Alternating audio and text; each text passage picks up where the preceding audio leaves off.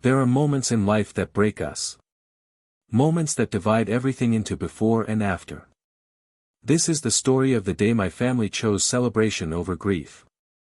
And how one innocent question shattered what was. I remember the sound of the wind that day. Gentle. Almost warm. The kind of breeze that should have carried laughter, music, celebration. Instead, it carried silence. A heavy, suffocating silence that settled deep inside my chest. When my brother saw me standing there, something shifted in the room.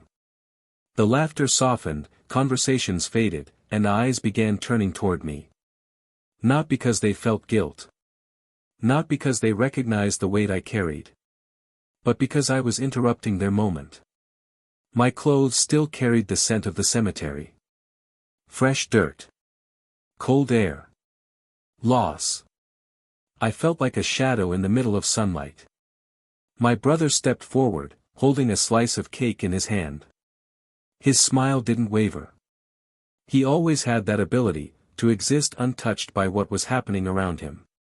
He looked at me with the curiosity of someone who had never seen grief up close. And then he asked it. "Where are they?" 3 words. 3 words that tore something inside me so violently I could barely breathe. He didn't say it to hurt me. He didn't say it with cruelty. He simply didn't know. No one had told him. No one had told him that my world had ended that morning. My parents rushed toward him, trying to shush him, to pull him back, to erase the question from the air, but it was too late. I heard something in me crack. I didn't cry. I didn't shout. I didn't collapse. Instead, I felt an emptiness so vast it was almost calm. I looked at my family. Their faces were pale, their hands frozen mid-gesture. Not with grief, but with fear of discomfort. They hadn't wanted to ruin the party. So they hid the funeral. They hid the deaths. They hid my pain. I swallowed hard. My voice came out quiet. Too quiet. "They're gone." The room didn't react at first.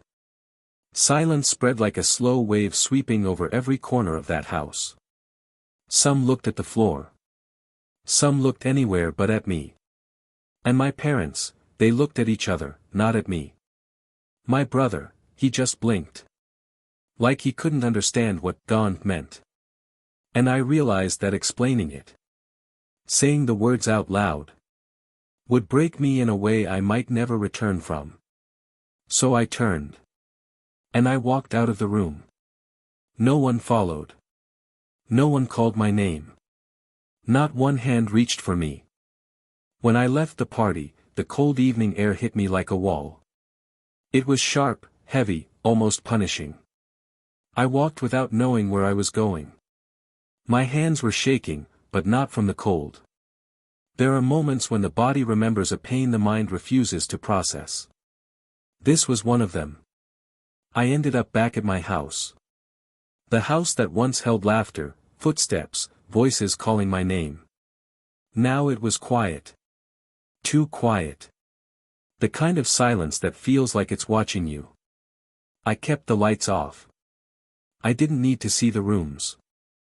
I knew every corner by memory, where my daughter used to stack her toys, where my son kept skipping one step on the stairs because he thought it made him faster, where my wife would stand in the kitchen, humming to herself, pretending everything was okay.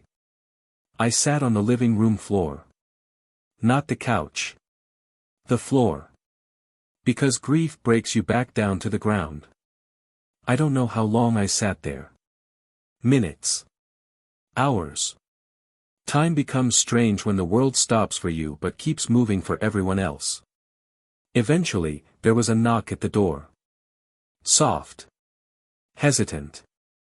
I didn't answer. Another knock. I still didn't move. On the 3rd knock, a voice spoke, quiet, almost unsure. "Can I come in?" It was my brother. For a moment, I felt anger rise, sharp, burning anger, but when I opened the door and saw his face, something inside me softened instead. He wasn't smiling now. His eyes looked different. Like he finally understood that something was wrong. Deeply wrong. He stepped inside slowly, like he was entering a sacred place. Or a broken one. I didn't know, he said. His voice cracked. No one told me. I swear. I believed him. He had always been the one protected from everything real. The one shielded from every storm. He sat beside me on the floor, just like we used to when we were kids. For a while, we didn't speak. We didn't need to. He finally whispered. I want to understand, but I don't know where to begin. And for the first time that day, I felt something other than emptiness. I felt the beginning of a story I hadn't told anyone. The story of how I lost them. The night had grown colder, and the fog seemed to cling to every corner of the cemetery, curling around the gravestones like ghostly fingers. I had stayed longer than I should have, staring at the 3 graves in silence. My brother's laughter had faded, leaving only the eerie echo of the wind through the trees. I felt a prickle at the back of my neck, a sense that I wasn't alone, even though no one else had come near. Suddenly, I heard it, a soft whisper, almost indistinguishable, like someone speaking directly into my ear. Why are you here? It hissed. I froze, my heart hammering. The fog swirled, and I could barely make out a shadow moving between the tombstones. I wanted to call my brother, but my voice caught in my throat. The shadow drew closer, but it wasn't human. Its form was too fluid, shifting with the mist, disappearing and reappearing in the corners of my vision. I stumbled back, gripping the edges of my coat, trying to convince myself it was a trick of the fog. But deep down, I knew it wasn't. Someone, was watching me, and it knew things I couldn't explain. Then I heard another whisper, this one closer, almost behind me. He knows what you did, it breathed. A chill ran down my spine. My mind raced, was it the wind? Was it my imagination? I turned slowly, dreading what I might see. My eyes locked onto the gravestones again, but something had changed, the soil at the center grave looked freshly disturbed. I couldn't move. I couldn't speak.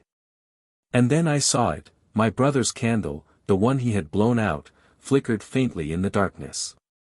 It wasn't the warm glow of the candles I had seen earlier. This light was cold, blue, almost like it was alive. The shadow seemed to bend toward it, drawn to the flame. A voice, my brother's voice, cut through the fog, distant but unmistakable, do you want to know the truth? My knees buckled. I wanted to run, wanted to scream, but some invisible force held me there, anchored to the spot. The whispering intensified, circling me, echoing in every direction, repeating the same words in countless voices, do you want to know the truth? And then, silence. For a moment, the cemetery felt like it was holding its breath, waiting for me to answer.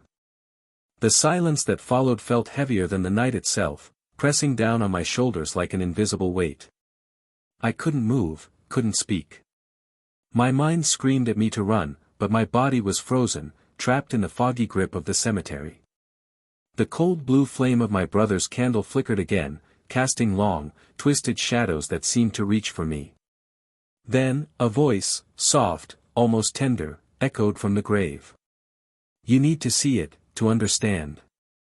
My heart pounded so violently I feared it would burst from my chest. I wanted to deny it, to tell myself it was impossible, but curiosity, an unrelenting, terrifying curiosity, pushed me forward. Step by step, I approached the center grave. The soil was freshly turned, still loose and dark. I felt as if I were walking into the mouth of some ancient beast, knowing I might never escape. I knelt down, my hands trembling as I touched the soil. That's when I saw it, a small, folded piece of paper, tucked carefully beneath the earth. My brother's handwriting was on it, shaky and hurried, almost desperate. I unfolded the note with shaking fingers, and the words burned into my mind, I couldn't tell you. Not yet. They're still watching. A sudden gust of wind swept through the cemetery, scattering leaves and sending a shiver down my spine. The shadows twisted violently, and I realized the whispering had returned, countless voices, overlapping, urgent. "He knows, he knows, he knows," they chanted. My blood ran cold. I looked up, expecting to see someone standing there, but the fog obscured everything. Then I heard my brother's voice again, closer this time, almost behind me. It wasn't supposed to happen like this. I spun around, but the figure in the mist remained out of reach, shapeless, impossible to identify. My mind raced. What secret could he be hiding? What truth had been buried with the candlelight? And then I saw it, a faint glimmer beneath the soil, like something alive trying to break free. My fingers dug into the earth, pulling out an old, tarnished locket. Inside was a tiny, faded photograph of 3 children, smiling innocently, unaware of the horrors that awaited them. My breath caught. One of them looked exactly like my brother. The whispering grew louder, more urgent, almost desperate. The shadows stretched toward me, pulling the fog into twisting spirals. I felt the locket's weight in my hand, heavy with the burden of secrets I wasn't ready to understand. And then, in a voice that made my blood run cold, my brother asked the question that would change everything. "Do you really want to know what happened to us?" The fog thickened around me, swallowing the gravestones and twisting the cemetery into a labyrinth of shadows. My hands clutched the locket tightly, feeling the cold metal bite into my skin. The whispering had grown deafening, voices overlapping, crying, pleading, accusing. Every instinct screamed at me to run, but I couldn't. Something invisible held me in place, forcing me to face whatever was waiting in the darkness. Then I heard it, my brother's voice, closer than ever, trembling with fear and urgency. "You need to see it, now." A flash of blue light illuminated the center grave, and for a moment, I saw him, or at least a version of him. His eyes were hollow, his face pale, and yet there was a strange familiarity, as if I was staring at a mirror of what I might become. I dropped to my knees, gripping the locket and pressing it to my chest. A sudden gust of wind threw me backward, and the ground beneath the center grave split open like a wound. From the darkness emerged a figure, tall, shadowy, but unmistakably human. My brother, but not him. Something had twisted him, something that had fed on the secrets buried here for decades. "You shouldn't have come," the shadow said, its voice layered with his and others I didn't recognize. "The truth, it kills." I shook my head, unable to comprehend. What happened to us? To the 3 graves?" I whispered, my voice trembling. The shadow laughed, a sound that made the fog shiver. "You think you're ready? You weren't even meant to survive this long. We were bound by promises, by lies, by blood. And now, you're here. You see what happens when curiosity defies fate." The locket burned in my hand, searing my skin as memories I didn't know I had flooded my mind. Images of fire, betrayal, and despair crashed over me. The 3 graves, they weren't just resting places. They were markers of choices made too late, of sins hidden too deep. And now, my brother's twisted figure loomed over me, eyes full of sorrow and rage. "Do you understand?" he asked, reaching out a shadowy hand. All of this, it was never supposed to be discovered. Some secrets are meant to die with us." I stared at the locket, then into his hollow eyes.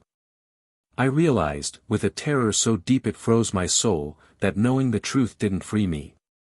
It chained me.